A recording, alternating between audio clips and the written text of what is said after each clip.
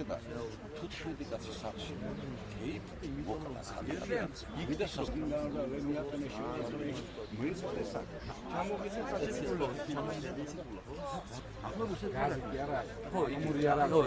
ხშირად მორიგეობის პერიოდში ისეთ შეურაცხყოფელ ფრაზებს გაიგონებს შენს მიმართ.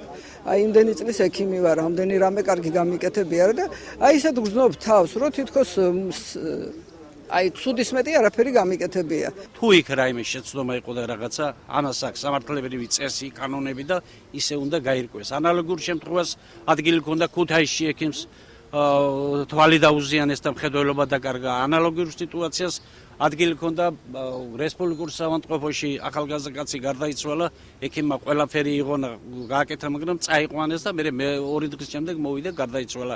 დაამტვრიეს ყველაფერი.